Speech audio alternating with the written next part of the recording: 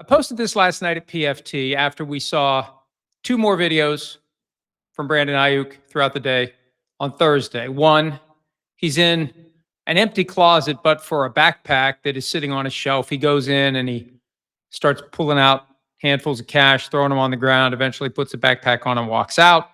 Then later, wearing the commander's hat, giving out the web address to buy commander's tickets, he's made no bones about his desire to play for the Commanders. And I've been saying that the solution for him is simple. He just needs to show up at training camp and they'll cut him because, number one, they can't keep him from practicing if he shows up. Number two, when he sets foot on the practice field, if he suffers a season-ending injury, they owe him more than $26 million. But I saw someone mention that he's still on the left squad list. And I looked up the 49ers website, and he's not on the roster. He is still on the reserve/left squad list.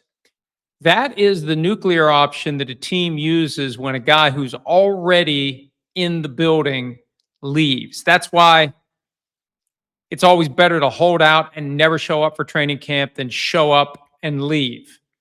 Because once you are there and leave at any point, the team can set in motion a process that results in you being shut down for the entire year. You can't play for anyone, can't be traded, can't be cut. You are locked in until the end of the season. And I looked through the CBA for the rules about the reserve left squad list, and for all the stuff that's in there, there's nothing in there about the reserve left squad list. So I got in touch with someone who told me it's in the player personnel manual, and I was sent portions of the relevant information as to how this works. He's going to have to petition the league for reinstatement, specifically the commissioner. Now, it should be a fairly basic exercise, but we thought applying for the supplemental draft was a fairly basic exercise too, until a few days ago.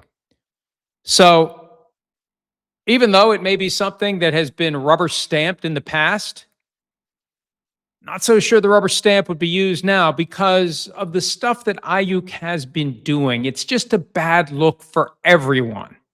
It's a bad look for him. It's a bad look for the 49ers. It's a bad look for the Commanders, who have been quiet through all of this.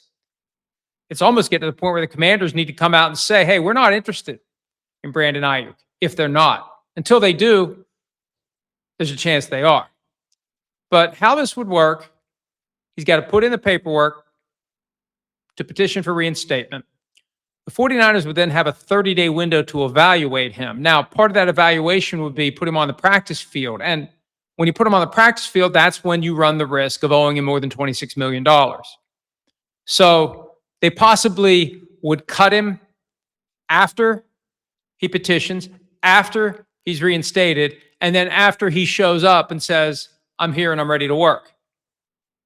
Because that's when you incur the risk. Otherwise, the only way they owe him anything this year is if he's on the active roster for week one.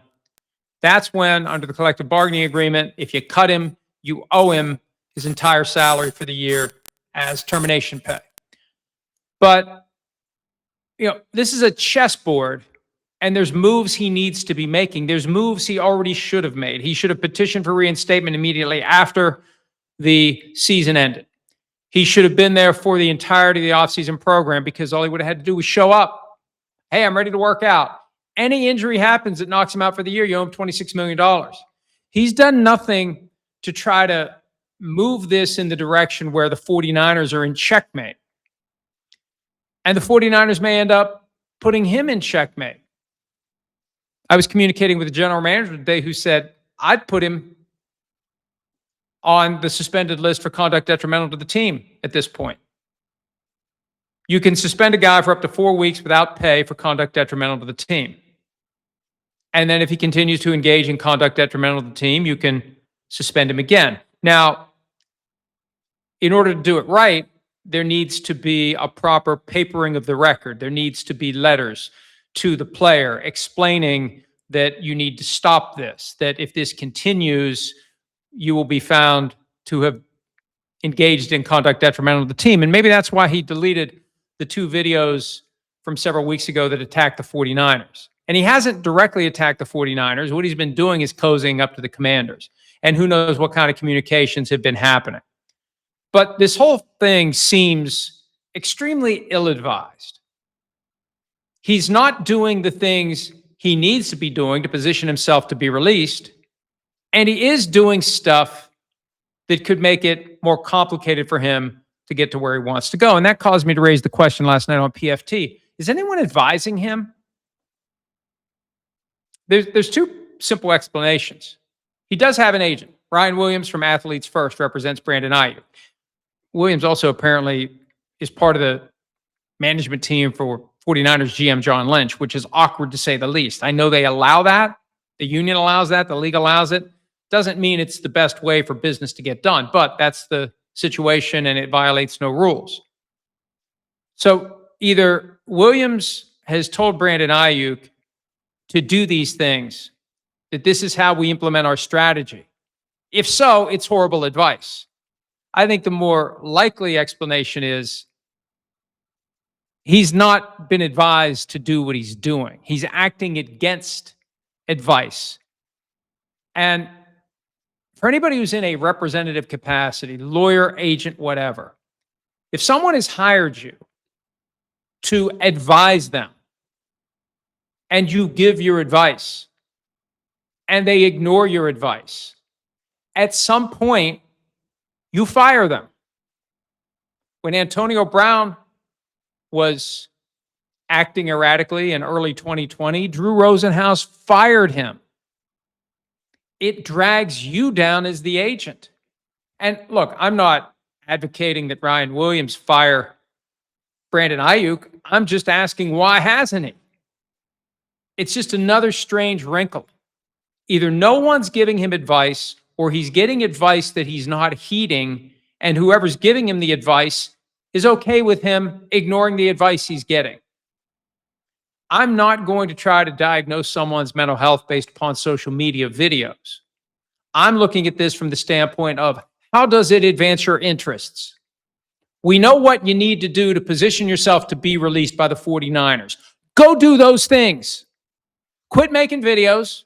Hey, if no one else is going to advise him, I will. Number 1, stop making videos. Delete the videos you've made where you express an interest in playing for the Commanders. Number 2, petition the commissioner for reinstatement from the left squad list now. Do it now. And then when you get the reinstatement, the conditional reinstatement up to 30 days, they have the roster exemption. You show up and you say, I'm ready to work. I'm ready to do whatever you want me to do. Because that's when they'll cut you. And then you can sign with the Commanders if the Commanders want you. It's pretty simple. And it's sad because these videos keep giving people in the media fodder for criticizing him, questioning his mental health, questioning his fitness to play. It's just unfortunate. And hey, if he's my client and I'm attached to this guy and he's out there doing this stuff that doesn't make any sense and he's defying my advice, you're not going to be my client much longer, because at some point it makes me look bad. It makes me look ineffective. It makes me look like I'm committing malpractice by not reining you in. Hi, it's Mike Florio. Thanks for watching PFT on YouTube. Hit subscribe for the latest news and analysis from Pro Football Talk.